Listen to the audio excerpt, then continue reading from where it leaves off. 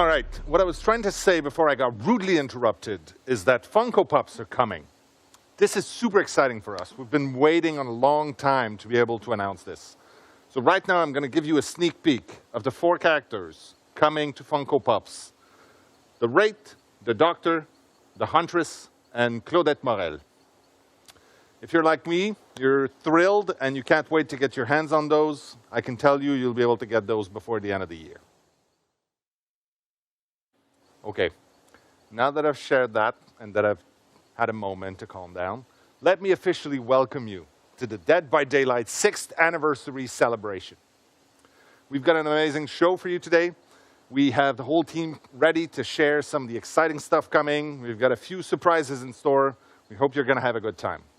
Now, last year, our 5th anniversary was all about looking back at the 5 years before. It was a trip down memory lane, and I had a good time for one. Since then, we've hit 50 million players in Dead by Daylight. That's crazy. We announced a board game that was funded in under 1 day on Kickstarter. That was an amazing job by our friends at Level 99. We've also consistently stayed within the 20 top games streamed on Twitch. All of that, and with our next chapter, we're going to now be at 59 characters in Dead by Daylight. But today, it's not about looking back. Today is about looking at the future.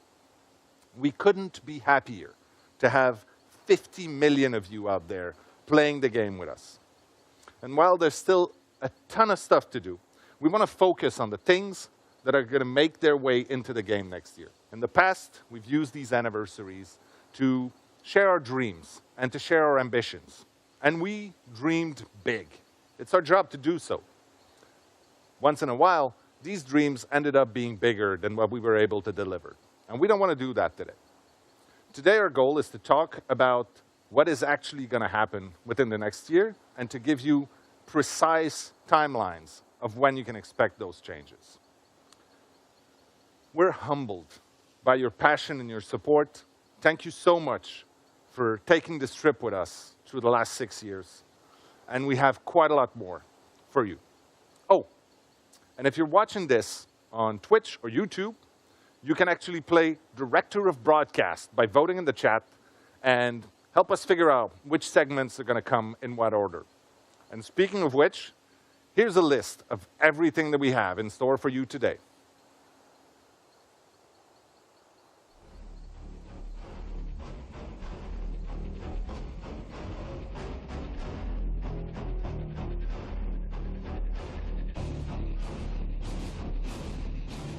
Like I said, we want you to be in control of what we talk about next. You know what? Let's try it right now. Which one of these would you prefer to have? A, some free stuff. B, something really nice.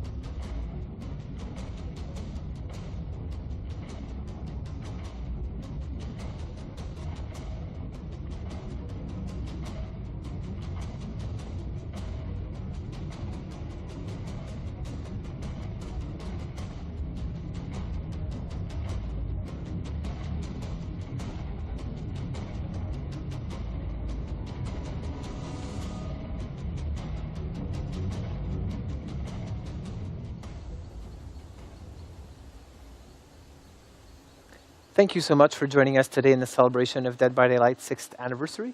I'm Stéphane Beauchamp, Senior Producer on the project, and I'm joined by Justin Brown, Senior Product Manager on the project. In today's panel, we will have a look at the upcoming content for next year, so Dead by Daylight's 7th year, the planned chapters, as well as our 4 main pillars for the game. Before we dive into that, however, this is a really good opportunity to look at our accomplishments from last year and talk a bit more about what we're particularly proud of or excited or happy that was released over the last year. For me, I'm always extremely impressed by the quality of our original content, and the Portrait of Murder chapter was another one that really left a mark on me.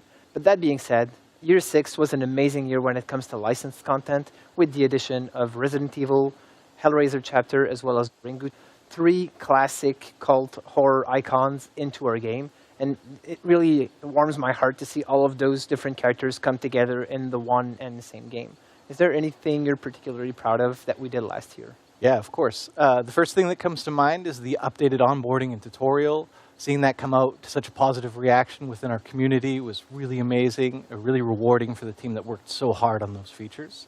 The next would be the 2 brand new maps we introduced last year. It had been a long time since we introduced new maps, and the team totally delivered on those maps, visually stunning. And that's not to mention the unbelievable job they did on the Haddonfield rework, which recently released. And last but not least, it would be the Snowman event. All of the hilarious memes, movies, memories that were shared in that sort of holiday season was unbelievably amazing, and something I hope we can recreate again this year. Now, I'd like to take this moment just to mention that when we develop our roadmap, we always aim at delivering the most quality as we possibly can for you, our players. However, as it is a live tool, we are constantly having to update it due to urgent issues or new opportunities that arise throughout the year. As such, there were a few features we mentioned during last year's anniversary stream that still have not made their way into the game. Fear not, we will be talking about most of those features later today.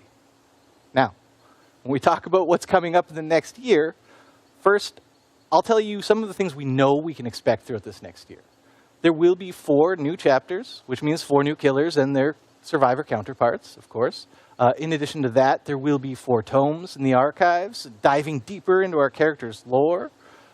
And with the narrative direction around the Observer's Tower going in a new direction, we're all super excited to watch that unfold. What is this all about? We'll learn more over the coming year. It's really exciting. For some of you who have been with us over the past year, the 4 pillars will probably be known to you all. They're really things we have continuously worked upon over the last 6 years of the game. So our 4 pillars composing the roadmap for this year are game health, quality of life updates, life design, as well as our events. You want to give us a bit more info about the Game health. Yeah, sure, I will. I would love to, Stefan.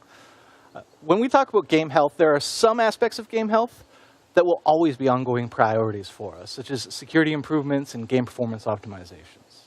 But this year, we're putting an added focus on matchmaking. We want to improve the matchmake wait times as much as we can, in addition to accounting for the various play styles we see throughout our community and rewarding them as such. When we talk about matchmaking, though, it's also very much a quality of life topic, which segues very well into our second pillar. It is an amazing segue, as if it was planned all along.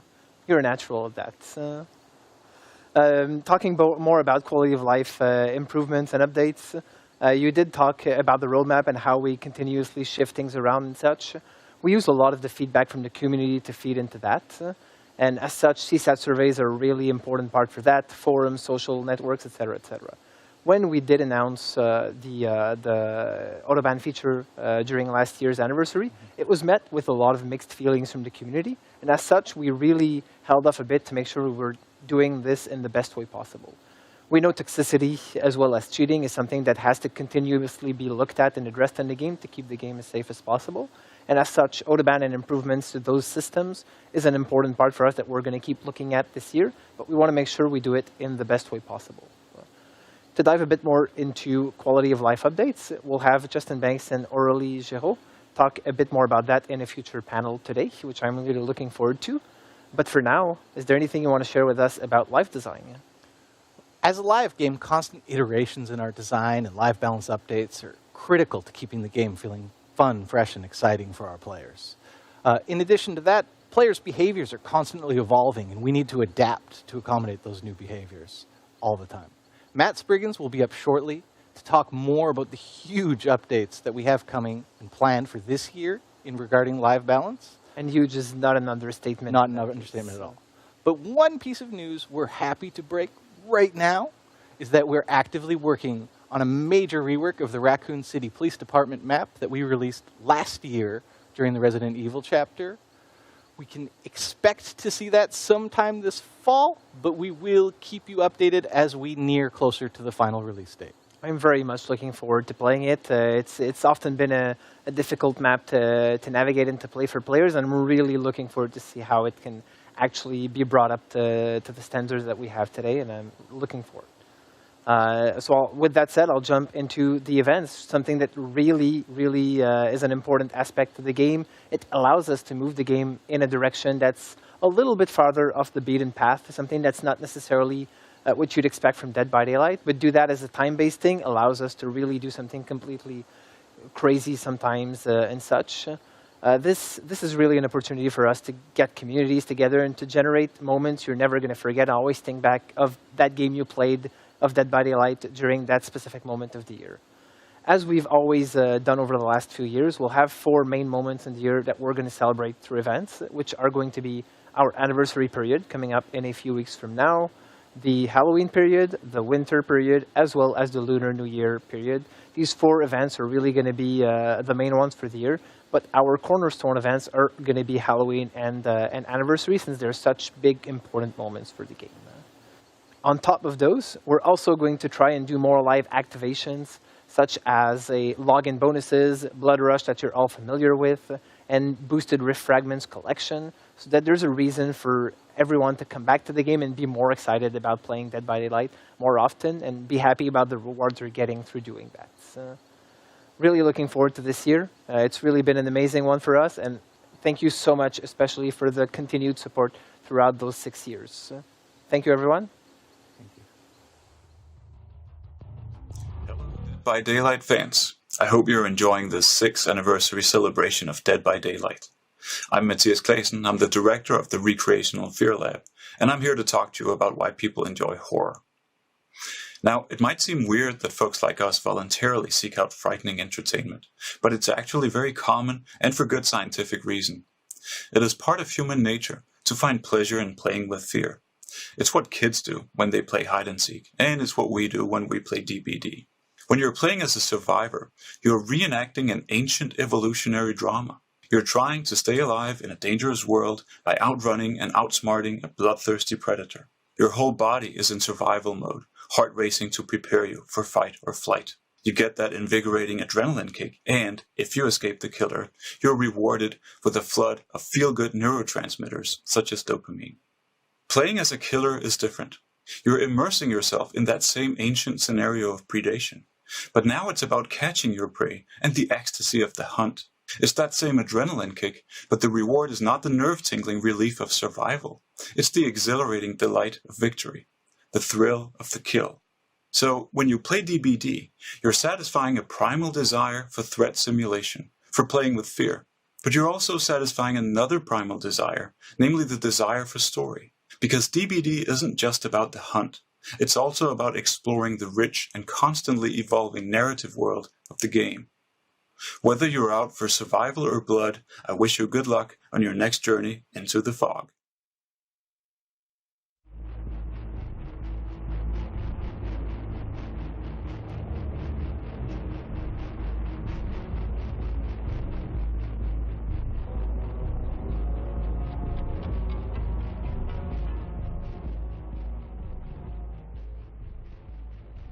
The killer is coming, but the generator is almost complete.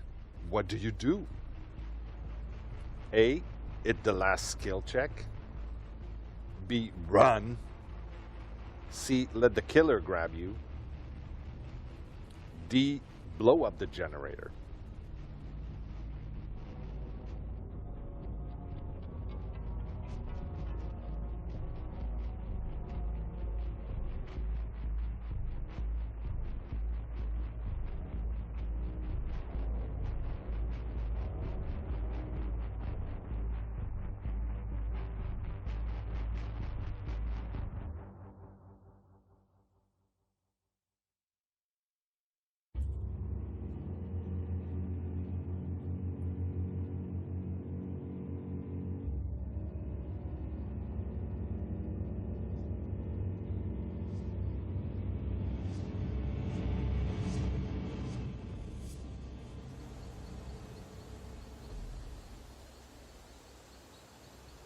Hi there, I'm Matt, Design Director on Dead by Daylight. I work with Dave, the Creative Director, and the rest of the DBD game design team on everything from updating and balancing our existing content to the development of all our new chapters and game features. I'm really happy to be back with you once more for this 6th anniversary broadcast. The upcoming year is going to be a really big one for Dead by Daylight, so I'm excited to share 3 key updates that our team of talented designers have been working on. An overhaul of our killer and survivor perks, a rework of our approach to prestige and progression, and finally, an update on the changes to the Memento Mori system. One of the main goals for the game design team is to explore new ways that we can keep the player experience in Dead by Daylight fresh and fun for both new players entering our universe and for our highly engaged expert players with hundreds or even thousands of hours in the game. In listening to our players and reviewing our own data, we've found that some of the most consistent feedback is that in our high-level matches, meta perks have essentially taken over, meaning that players are consistently seeing the same perk loadouts again and again for every killer and every survivor. Looking at our data, there's a clear gap between the most popular perks for each role. On the killer side, these are Corrupt Intervention, Scourge Hook Pain Resonance, Barbecue and Chili, Hex Ruin, and Pop Goes the Weasel. And for survivors, Dead Hard, Decisive Strike, Borrowed Time, Iron Will, and of course, Self-Care. With little motivation to explore different perk loadouts, this can naturally lead to a feeling of gameplay becoming stale. Therefore, in the coming months, we'll be releasing a major update that will rework and rebalance roughly 40 killer and survivor perks, including the ones that I've just mentioned. This is aimed at eliminating these clear, dominant perk trends and strategies that we've been seeing in the game for a while.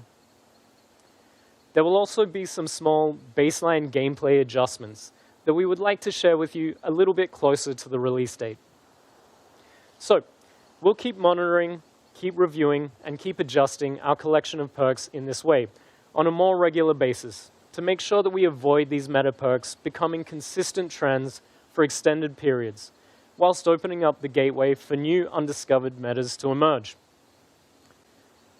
With this upcoming focus on balance, we're also working on an update to make perks easier to acquire and encourage more exploration of new combinations in perk loadouts. In an upcoming patch, we'll be releasing a rework of Dead by Daylight's prestige system, aimed at reducing the grind in the game by giving players more direct, quick, and easy access to perks, something that will improve the quality of life not only for our long-term dedicated players, but especially new players looking to get into the game.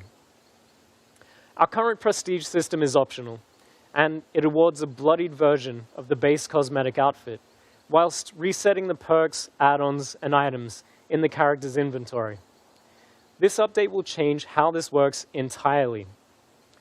When this feature releases, prestiging a character for the first time will instantly unlock that character's Tier 1 personal perks on all other killers or survivors, making them immediately available in their loadouts. We know that our players are hoping that the RNG gods provide them with barbecue and chili in their early blood webs. However, with this feature, you simply prestige the cannibal to prestige level 1, 2, or 3 to unlock all of Leatherface's perks at the corresponding tier for every other killer. This will significantly reduce the grind and completely eliminate the random chance needed to acquire specific teachable perks through the blood web system. Of course, it's worth mentioning the prestige level won't be capped at just 3, so you'll be able to show your dedication to a particular character by raising them well beyond that. Additionally, the act of prestiging will not remove their perks, items, or add-ons, so there's no longer an associated reset of the character, if you will. For those who haven't yet prestiged their characters, we're also working on a fair way to still reward players for their time investment and dedication once this update takes effect. Fans can expect both the prestige and perk updates to drop around the same time during a major release this summer. Finally, I would like to close things out with some news on the Mori updates that we shared last year. While it's still coming, we have slightly adjusted our approach to the system based on research, feedback, and prototyping iteration. We've arrived at something that feels more straightforward, yet still accomplishes the same goals that we set out with. The change to the system will still remove the Mori ability from offerings, focusing instead on rewarding efficient killer play, but will be incorporating the Mori animation as more of a natural ending to the match. This is something that we're currently calling the finisher Mori. When a killer downs the last survivor standing, rather than drawing things out and having them pick up and hook the survivor, we'll instead transition immediately and automatically to the killer's Mori animation, allowing them to close things out in style and in a way that you would expect from an unstoppable killing machine.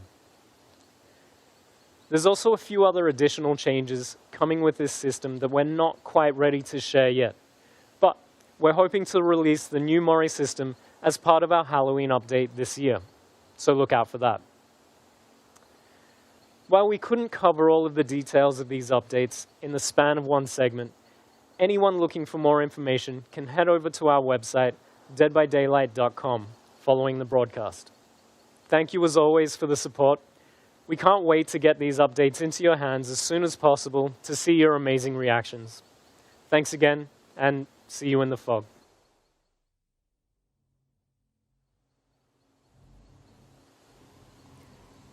Hi everybody, and welcome back to the McMillan Estate for Dead by Daylight's 6th anniversary.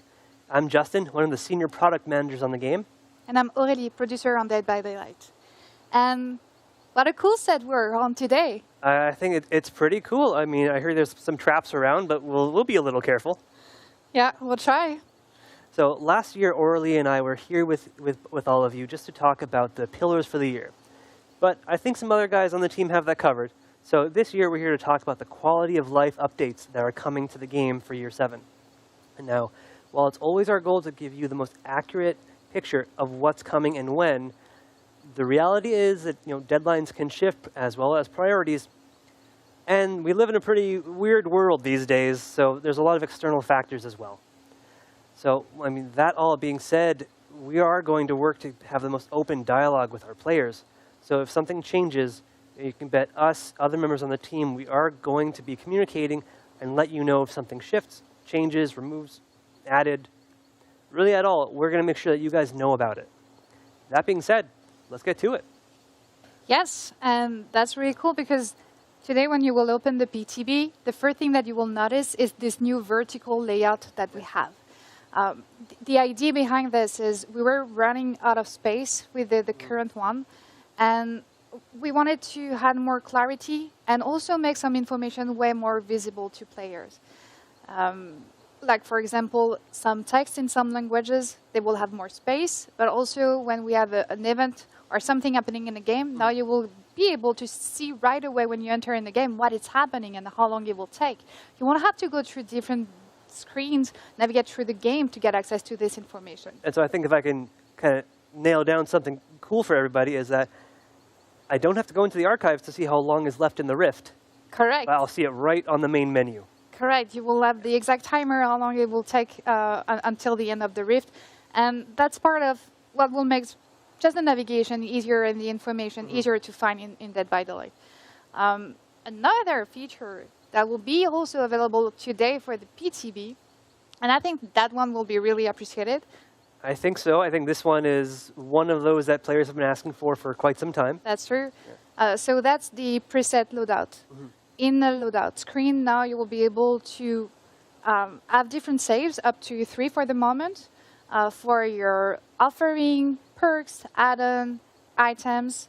So you will be able to adapt your playstyle according to what you want to play. Exactly. So, I mean, if you guys want to create one loadout for goofy perks, one for playing by yourself, one for playing as a team, you just change those with the press of a button. No longer are you looking through this whole inventory of perks that we have. Correct. It will be your choice to decide between hardcore and casual games.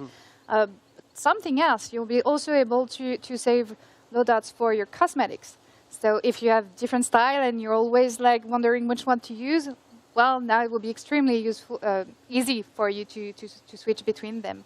And for both the main menu and the preset loadout, we really think that the two features, they will bring more comfort and ease for the player. And we are really looking into feedback. So please, when you grab the PTB today, share your feedback about these two improvements. This will help you to create the best quality of life improvement in the future as well for you. But that's for today. So what is happening for the next upcoming releases? Right, so for that, we've got some other upcoming features to share with everybody out there. So one of the main ones that we actually announced last year, as you remember, I think we were both there, was matchmaking incentives.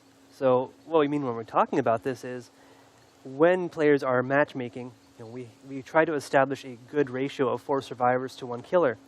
And whether or not this ratio is imbalanced one way or another depends on your server, depends on your time of day. So what we are doing is we are providing players with extra blood points to play as the role that is most needed on their server at that time of day when they're online, which I think is going to be pretty useful for our players. Correct. And with the new layout that we just mentioned, like it will be really easy for the player to see in front, like on which queue they should go if they want to have the less waiting time. Exactly. As soon as you log in, you're going to know which role needs you the most. So if you're there for BP or if you're there just to have fun with your friends, I mean, really, we're giving you so many more options. I think it's going to be a great experience once this is introduced. Not even that, but while you're in this matchmaking, trying to get that incentive, we are doing what we're calling a game flow refactor. Very techie name, I know, but if we break it down, it's really giving you guys the opportunity to navigate around the game while you're waiting in the queue. So when you're waiting in matchmaking, your friends alone, what have you, you'll now be able to browse the store, check out some really cool outfits, some other areas of game, and even check out the archives. So if you want to change your challenges or read some lore while you're waiting, that's all up to you. Yeah, and I really love this feature because it feels like not a big change, but actually it will just bring so much comfort and remove so much frustration that I really like the fact that the navigation will be easy and you won't have any, it will be more comfortable for you to navigate. And so now we're already making it more accessible to get to the archives for players by doing this, by putting the timer for the Rift on the main menu. But we're also doing some more updates to the archives coming later this year. So 2 of the main changes that I think players will appreciate right off the bat is now you can have 1 survivor active challenge and a killer active challenge. So no switching back and forth or anything crazy like this. No starting a killer match while having a survivor challenge equipped and feeling like you've wasted your time. Actually, it will be super cool because with the matchmaking incentive you just mentioned before, well, if you see that the survivor queue is better for the moment, and you have a killer challenge on, you won't have to go back to the archive, switch the challenge just because you want to go to the survivor queue and lose time. But you could queue, and then you could change it because now we let you. And so what would happen is as you find a match, we'll give you a notification full screen that you finished whatever you're doing, and then bring you into the match. So I think that's going to be a very fun experience for players.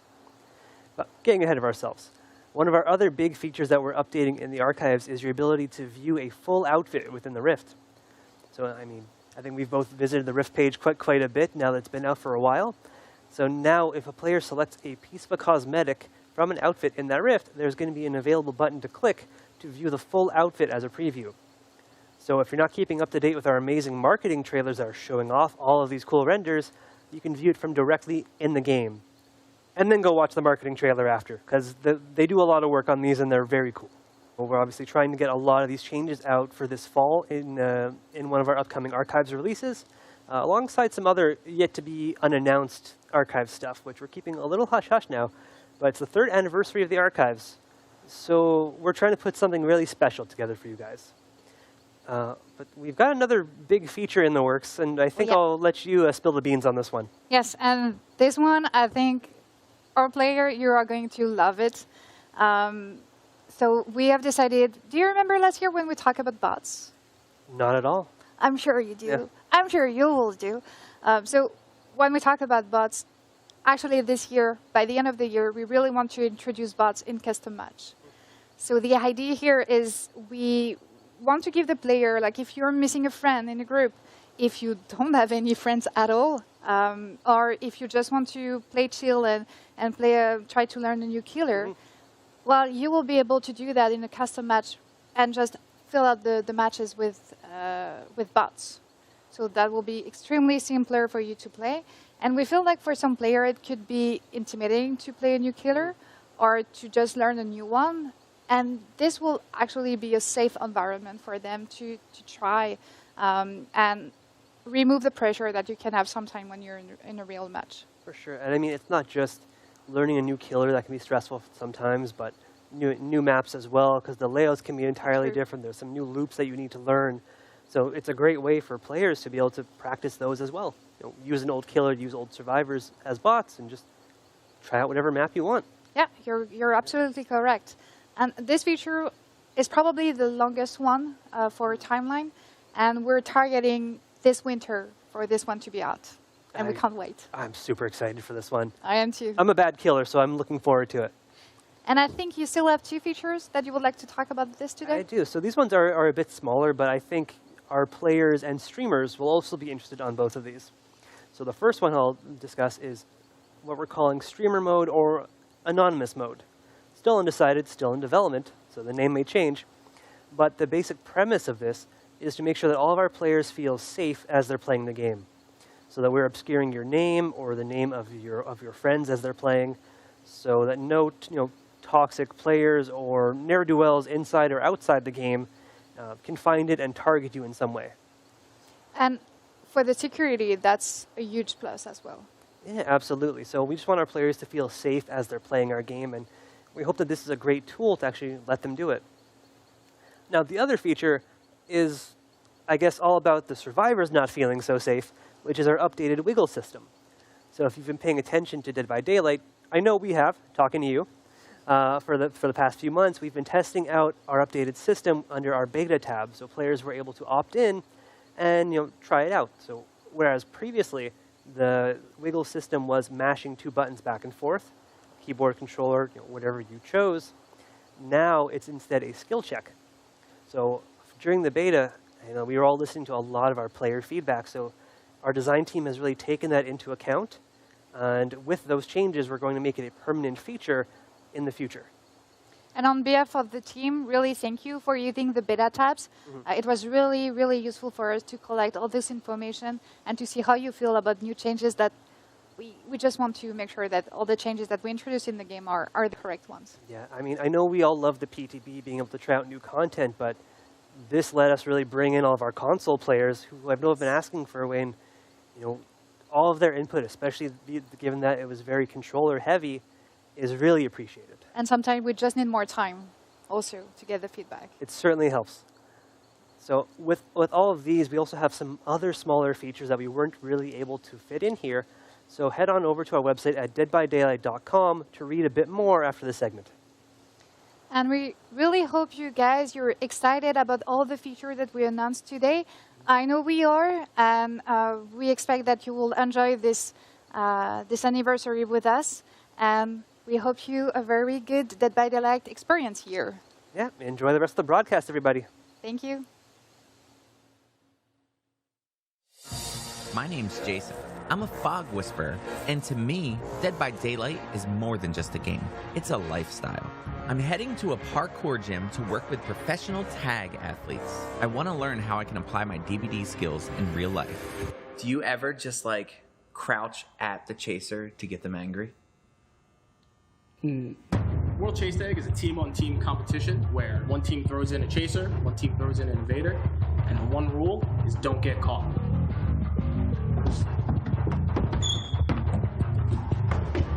So, in Chase Tag, are you using vaulting? Because in DVD, when I'm being chased, vaulting is a pretty powerful evasion tool. Yeah, vaulting gives you a very easy way of getting an obstacle in between you or whoever's chasing you. So, what about slow vaults? What?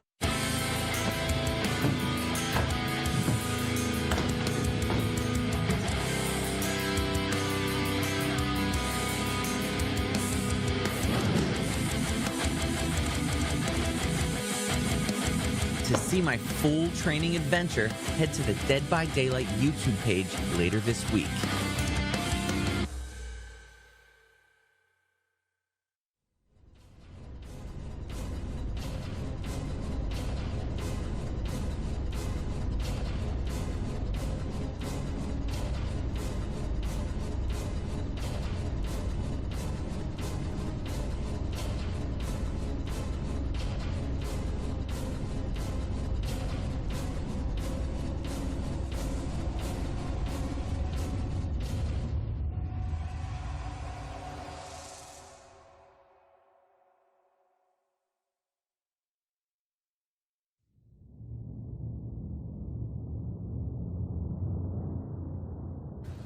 The killer is in pursuit. What do you do?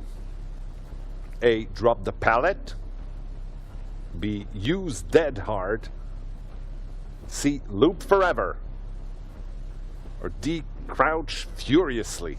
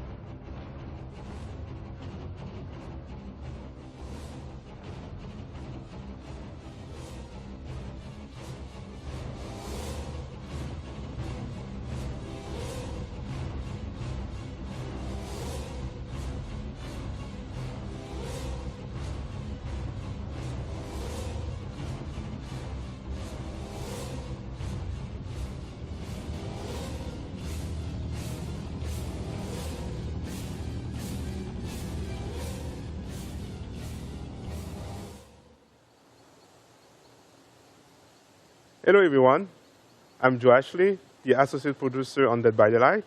I'm joined by Xavier, our director, and also Rose, our project manager. A big part of what makes Dead by Daylight so great are the characters. And telling the stories is one of the best parts of our job. While a lot of storytelling is happened through lore, there's also a way for us to tell the story through the art and the visual. Today, we want to share with you a bit about the process of the collection that inspires us. We want to break some news about new announcement of a brand new collection we've been anxious to share with you guys for a while. Yes, thank you, Josh. Well, let's take a moment to talk about like what's behind the several outfits and collection we provide to players during the year.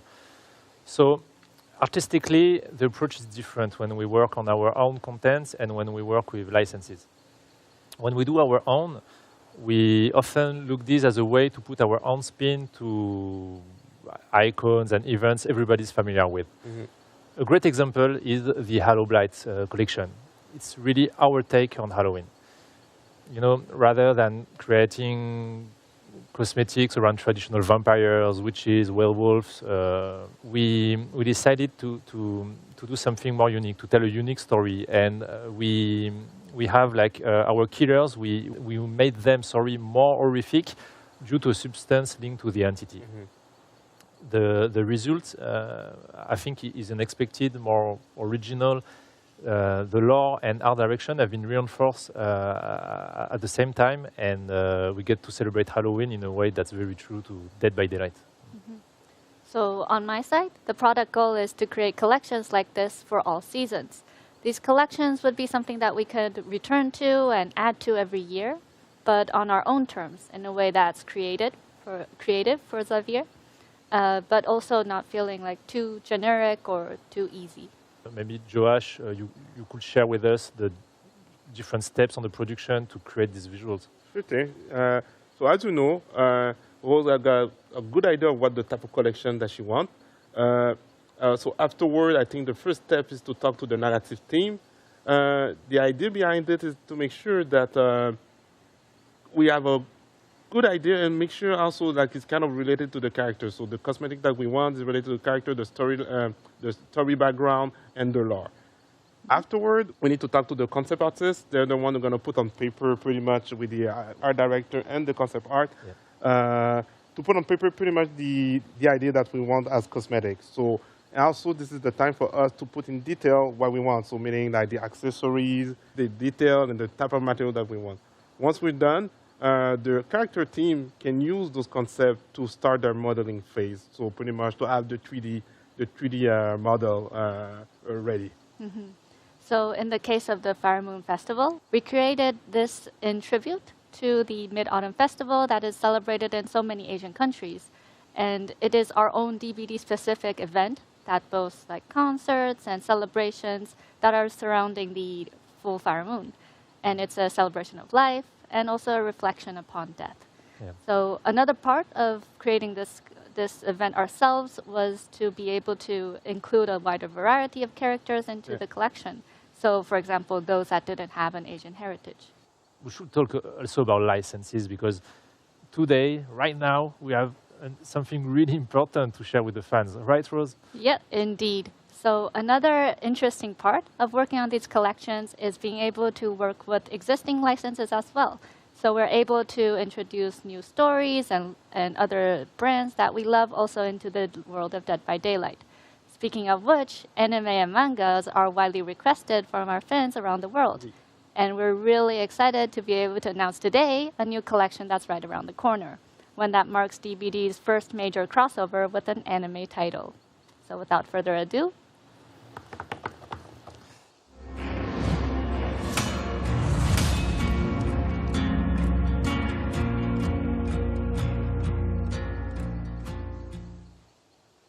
So many of us on Dead by Daylight team are big fan of anime, especially Attack on Titan.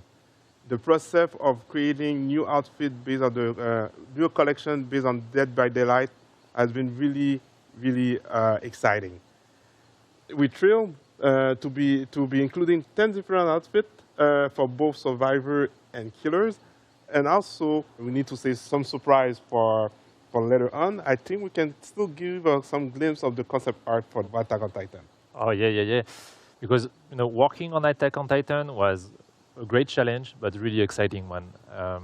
First, we had to assimilate like the iconic aspect of the 2D art direction from the show and adapt it on 3D, making sure like the characters remain themselves even if applied on DBD characters.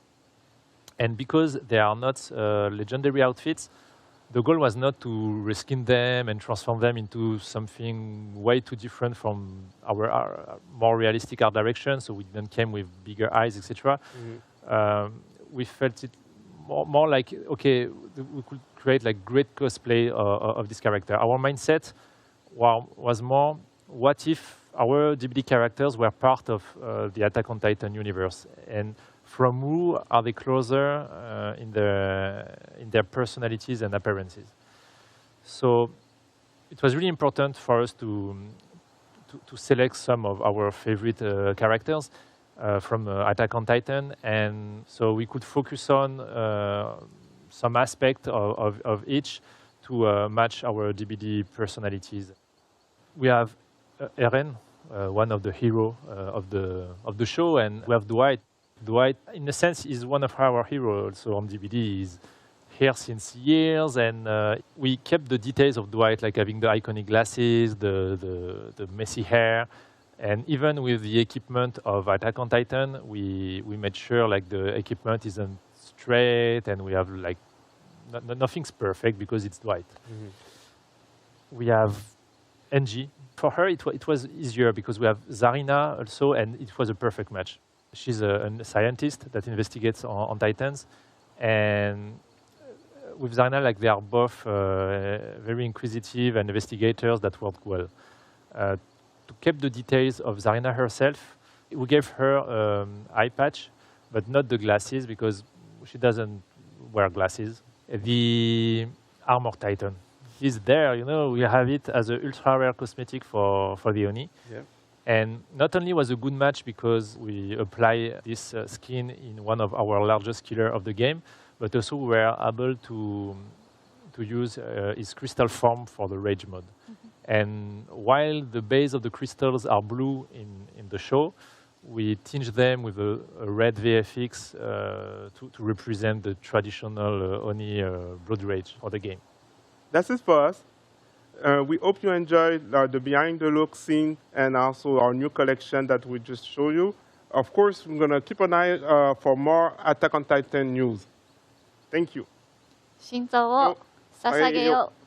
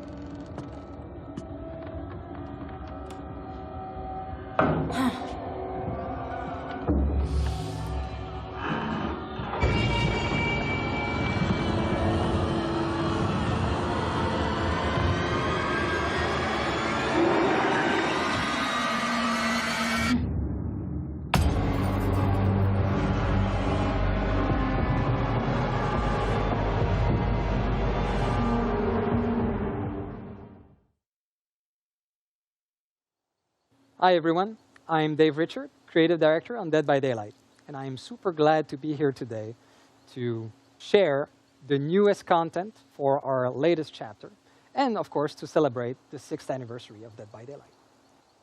The tradition is to tell you all the content that's going to be in the chapter, and this time we're quite excited. We're changing the recipe a little bit, and we're doing an original chapter.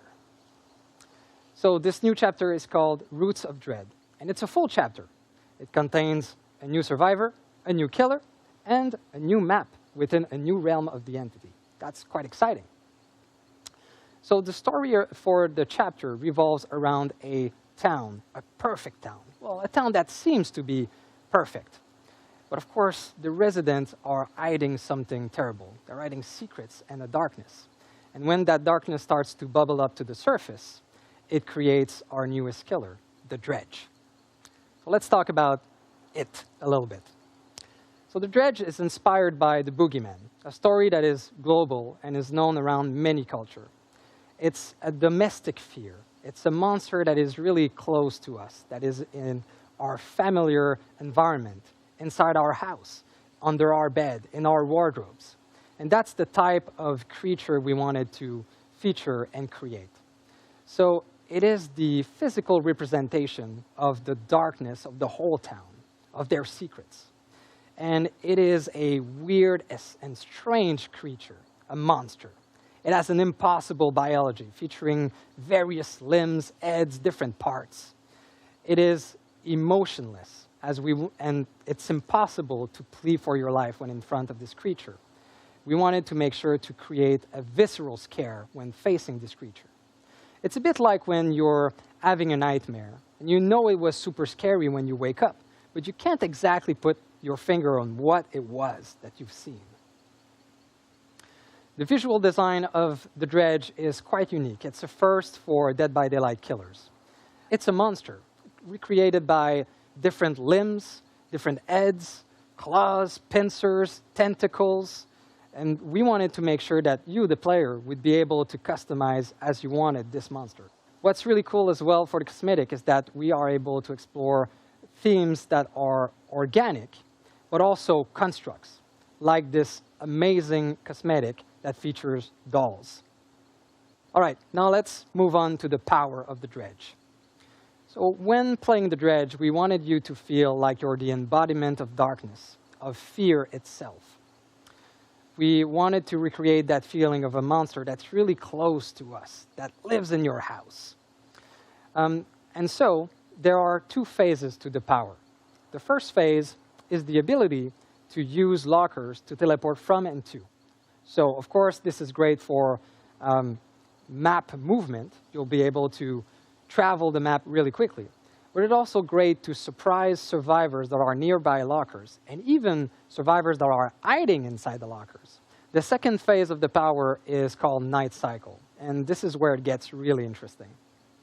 So based on action the dredge will make and some passive abilities, the night cycle will build on the survivor. When it is finally completed, night cycle will trigger, and a darkness will engulf the survivor. This darkness makes it very difficult to navigate, especially in chases. And the only thing the survivor can see in the distance will be the dredge itself. So that's really creepy and will for sure make the survivor make mistakes. Of course, the dredge comes with 3 unique perks. We won't go into the details of these perks today, but I can say that they are themed around chaos, secrets, and corruption. Okay, now let's move on to our newest survivor. She's called Hattie Core, and you might know her from some archive entry that appeared in the past. She appeared 3 times in the archive, actually. So Hattie has a dual heritage. She is born in northern India, but was raised by her adoptive family in Quebec. And so this will be an interesting background to explore through her different cosmetic and also through future archive entries. Hattie has a very unique ability to see bleeds. These are areas of the world where the entity's influence intersect with our world. And so Hattie had her share of paranormal adventures and encounters with dreadful beasts from the entity's world, strange creature. And actually, we can see on her body all sort of scratch and marks from these encounters. Of course, Hattie will come with 3 unique perks added to the roster of abilities that the survivors are able to equip and use. These are themed around paranormal insight, proficiency with occult items, and her own temerity. And finally, let's talk about the map. So this time around, we're really excited to introduce a new realm for this chapter. So really, we are going back to the roots of horror, to a classic, something that we see numerous times into different horror novels, movies, and other horror material. And this is a small American town. So we wanted to make sure that we created something domestic, something familiar. And so for the dredge map called the Garden of Joy, we are featuring one of the house of the perfect town that we talked about earlier. This house looks perfect from the outside. It is like a ghost sitting in the middle of a gloomy forest created by the entity. And when you go inside that house, you'll see how twisted and wrong it is, just like the residents that are hiding all of this darkness in secret. What's really cool about this new realm is that in the future, we will be able to explore it again, but in other contexts than in the dredge perfect town. So this realm is built from different memories, from different characters. And so we'll be able to explore different cities wrapped inside that same realm. All right, that was the whole content of our newest chapter, Roots of Dread. I hope you are as excited as us to try this new content. And you'll be able to do so right after this event as we go live on the PTB.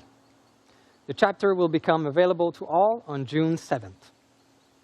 So thank you again for listening today, and thank you for an incredible year of Dead by Daylight. Hey, what's up, y'all? This is Dr. Italo Brown, emergency physician, and this is Dead by Daylight.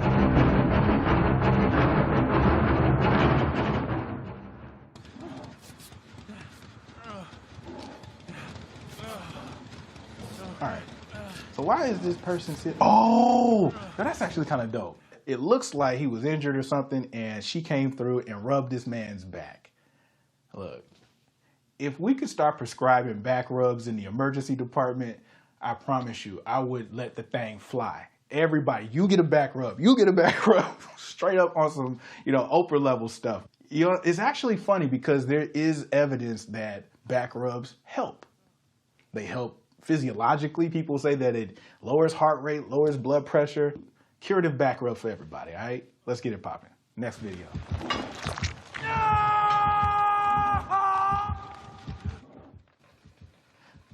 Yo, I've seen it.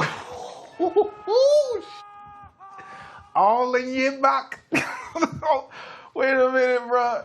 Oh, dude, no. Wait a minute. All right. I had to pause. One.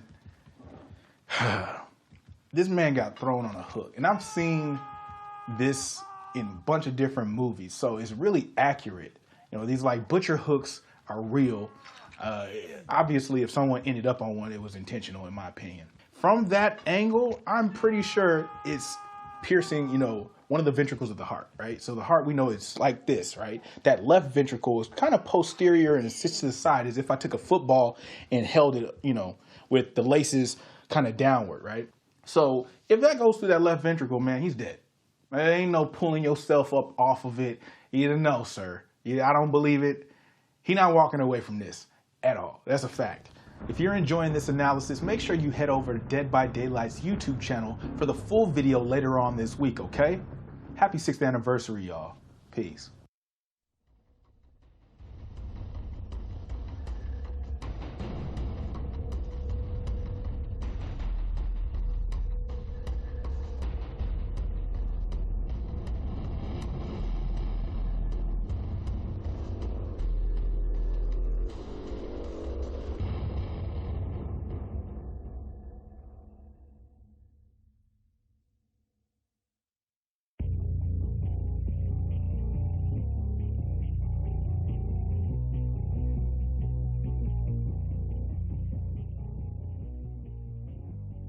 You see a lit hex totem.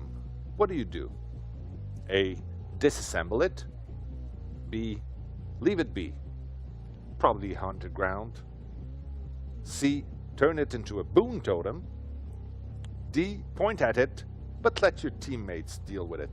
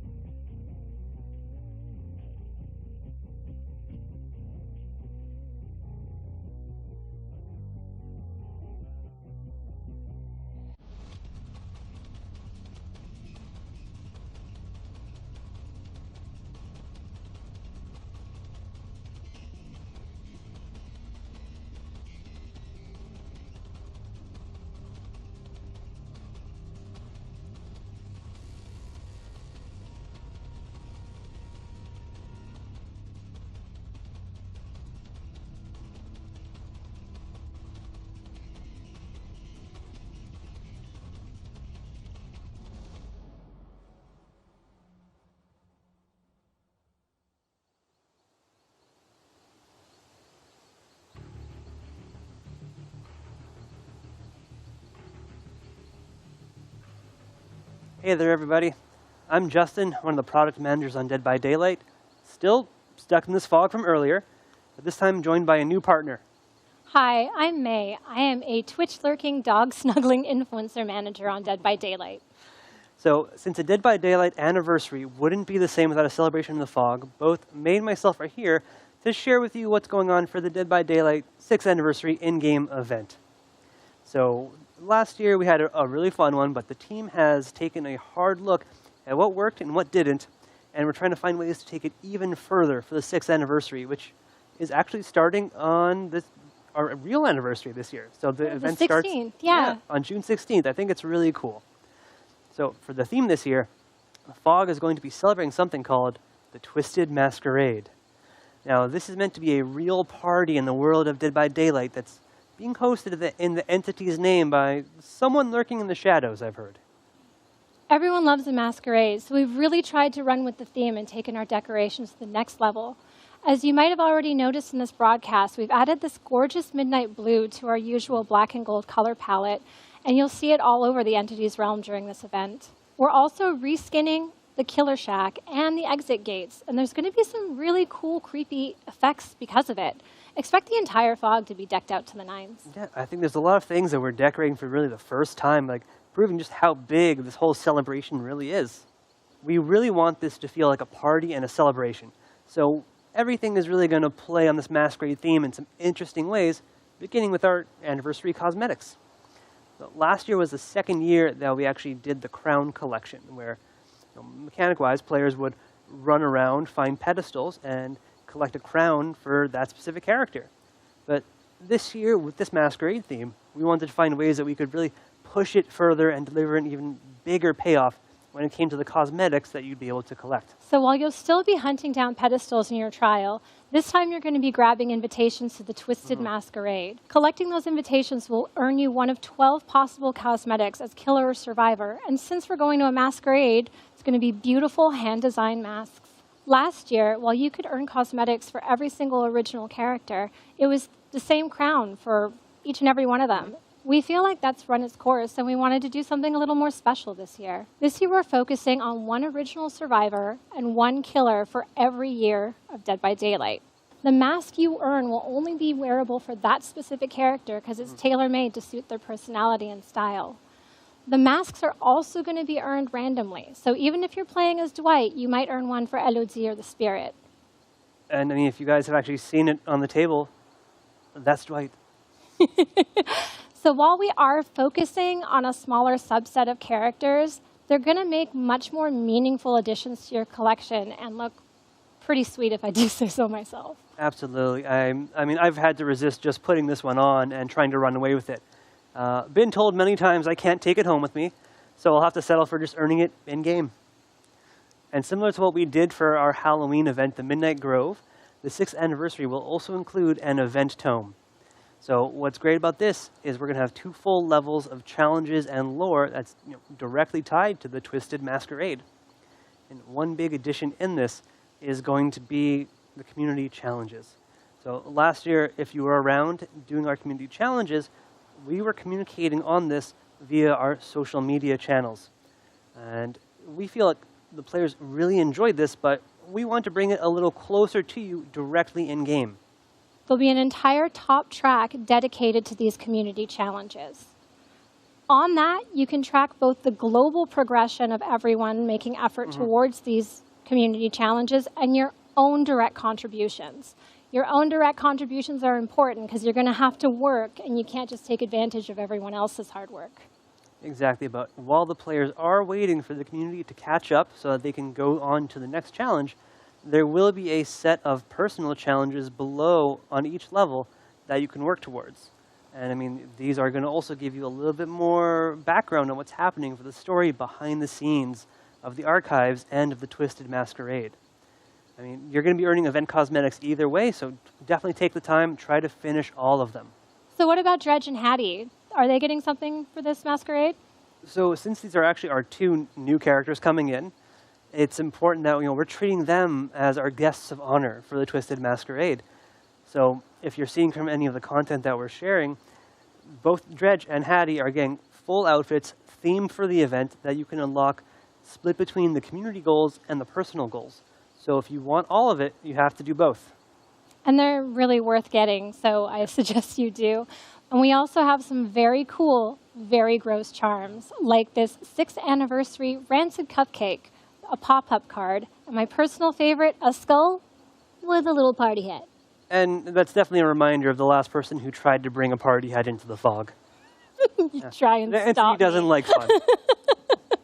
So for a few final touches on the event, we're bringing back some things from last year that worked really well, like our loading screens with developer comments and selected art. So as you're loading up into your game, you're going to see quotes from wacky folks like myself, May, and others, and really bring you a bit closer to the really cool people who worked on Dead by Daylight. On top of this, we're going to be bringing back our daily discounted Shrine of Secrets. So instead of it cycling on a weekly basis, we're going to be changing all of the perks every single day and be providing you a discount, so it costs less iridescent shards for every single perk available during the event. On top of that, because we know you guys love blood points, we're going to be doing a weekend blood hunt event. And then, again, still not done, we're going to be giving a lot of login currencies. So if that's not enough blood points for you, not enough rift fragments, not enough iridescent shards, players will be able to earn more of these just by logging in. It's definitely not the time to save your pennies for a rainy day. There's so much fun stuff to get. Take advantage. But for now, on behalf of everyone, I just want to say thanks again for another amazing year of Dead by Daylight. And we'll see you in the fog on June 16th for the Twisted Masquerade. We'll see you there.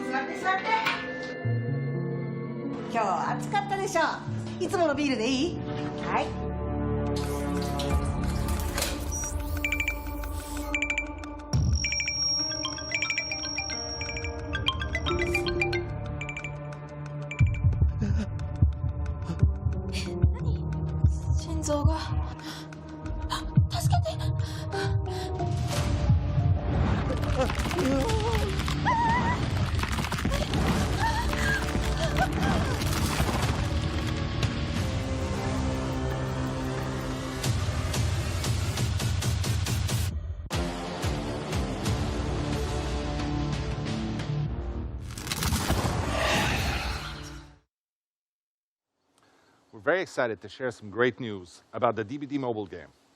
So we had a big update in Japan at the end of April, and the results are amazing. We want to progressively release this to the rest of the world too. In the United States, there will be a closed beta test in the next few weeks, so stay tuned for that. You should know there's going to be quite a lot of new features in this version of the game. Leaderboards, quick matches, team system. We're also improving many aspects of the game. There's going to be visual improvements on the performance, fluidity of gameplay, and the control layout, and the new player tutorial. Also, there's going to be some brand new rewards added and some unique customization. More news are going to be coming very soon.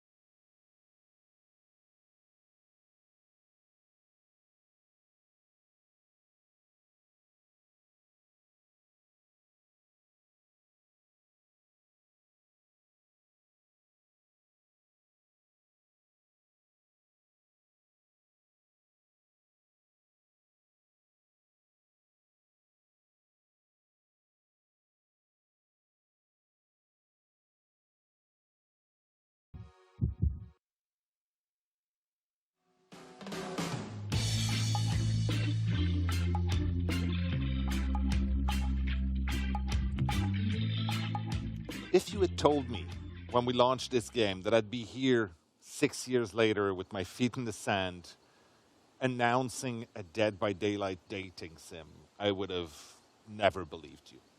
And that is what makes today such an amazing day. I'm excited to be able to announce that Hooked on You, a Dead by Daylight dating sim, is quickly coming. So it is a crazy idea. It's an absurd concept, but we are always looking for new ways to tell our Dead by Daylight stories. And our fans have shown us over the years just how thirsty they are for more background and more stories about our characters. So last year we did an official community survey exploring new ways, potentially, of expanding the universe of Dead by Daylight. And I think the third one was dating simulator. And that was a surprise, but you know what?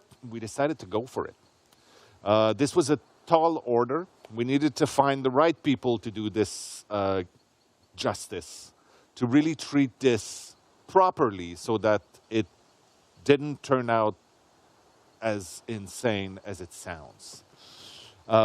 So we decided to go with some specialists out there, some people that made a little game called I Love You, Colonel Sanders, that was very well received. And I'm very happy to have with me today Alexei from PsyOp to talk a little bit. He's the creative director for the upcoming Dead by Daylight dating sim. Thank you for having me. I'm really excited that I got to create such a unique take on such a really serious and kind of grim world and bring it into a little bit of hearts and butterflies and shine some rosy, warm light on it. That's awesome. So yes, you're absolutely right. We created a very grim universe, and we asked you to do something extremely silly with it. Yeah. How does one go about making this right? Sure. Well, I like to say that when making a project that seems as off-kilter and unexpected as this, the big gimmick for me is that there is no gimmick. It is a serious game that we take really seriously when we create it, and we treat all of the characters with a sense of humor, but with sort of deep respect as well, so that we can make a really compelling game that does justice to the expectations that fans have and the expectations that these characters would have if they were slightly more real. So it's a matter of really finding a new, interesting context in which these characters can actually express a different side of themselves. Yeah, so the story that we're creating is very much not a canon story for the Dead by Daylight Important universe. to put it out there. Want to make sure that's clear. That being said, we want to create something that really does justice to the truths that have been established. So we started someplace as far away as we could by thinking about, what is the brightest and happiest kind of take on this world? Well, maybe it's something like the beach episode of a sitcom or an anime series, and then kind of pull our way back into that main core experience of what's going through these killers' or survivors' minds at any given moment, and try and make sense of those two worlds playing together and see what kind of crazy stuff comes from it. So obviously one of the main questions that people have is, what characters from Dead by Daylight will I be able to interact with in this? Sure. Well, leaning into that kind of sitcom or anime kind of cliches and tropes, and then kind of turning them on their head, we decided to take 4 killers, since killers are the most monstrous and inhuman characters in the world, and make them as human as we could by assigning 4 kind of typical TV trope archetypes to them. So we've got the Trapper, who is standing in as the jock. We've got the Huntress, who is standing in as the overachiever. We've got the Wraith, who is playing the nerd. And we've got the Spirit, who is the goth. That's amazing. And it's interesting also as a take, because those sort of archetypes, those cliches from horror movies from forever ago, are things that we try to not erase, but we tried to avoid when we did Dead by Daylight, especially on the survivor side. We had them much more be humans and relatable. So it's really interesting to see those things that are very important to the horror genre be represented in this. Yeah, in writing the experience, it made for a really fun twist. And what we recognized when we dug as deep as we could into the lore and talked so much with your team is that all of these killers come from a really human place to begin with. They've all suffered some sort of trauma or some sort of really dark thing in their past that bringing them into this kind of comedy scenario, but still exploring their real lore, it was just like pretty wild. So we had a lot of fun with it. Very cool. And who, as the player, like it was an interesting choice to figure out who the player would be in this scenario. Well, we want to let the player play as themselves. So this is an interactive branching story, and you will get to make decisions that define who you are. There is no canon version of yourself, and we thought that that was a great way to really do justice to the huge amount of diversity and variety in the Dead by Daylight audience. Yeah. And so we wanted to make sure that the 4 killers who you get to romance really represent 4 very different types of relationship, and you get to be yourself and see which killer is right for you as you make honest decisions in response to some terribly strange questions. That's awesome. A very important piece of also building that world and really giving the ambiance, the gravitas it needed, is the music. Yeah. And you got a really cool opportunity in there. Yeah, we worked directly with Michel, the composer for Dead by Daylight, to make sure that even though we took this to a very different sonic place of marimba and steel drums and some jazz flute solos or Spanish guitar, we still got to express that kind of core DNA of Dead by Daylight and give people something that's new and unique, but also kind of true to the original game that that they love so deeply. Yeah, Michel was kind of happy to be able to try his hand at a few different styles that he hadn't, and I think he surprised both of us with the jazz flute. It may seem like an odd thing to say about something that sounds and looks so different, but we wanted to make sure that it really feels fresh but authentic. That's awesome. Well, thank you so much for taking the time to join us here in sunny Montreal for this little beach moment. I can say that this is one of the most out there things that we've ever done, and I'm very, very excited about this. You obviously want more details. There will be more information coming, but for now you should know you'll be able to get your little hands on Hooked on You, a Dead by Daylight dating sim this summer on Steam. And if you do that, you'll also get a unique charm in Dead by Daylight after that. Now, thank you again to all of our fans. Thank you for making this possible for us. And for once, I will say, I'll see you on the beach.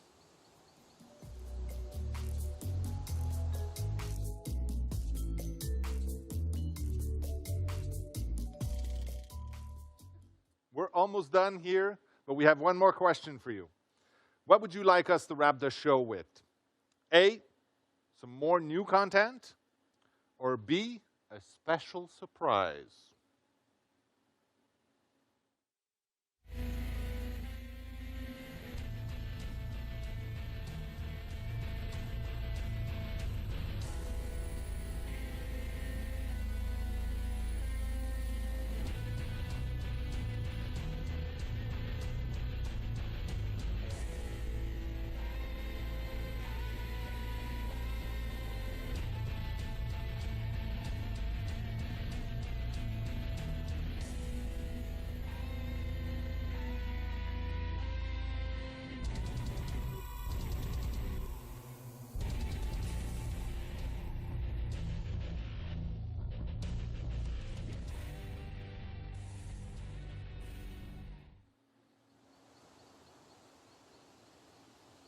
Well, that's a wrap for our 6th anniversary broadcast, and to an amazing year of Dead by Daylight.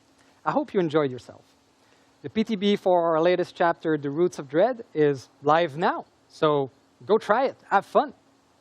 Again, a huge thank you to our entire team, and to you, our amazing community. You know, time really flies. It seems like just yesterday that during our 5th anniversary, we revealed to you that we were going to do a Resident Evil chapter. Your reaction was so good at the time that we wondered, why stop there?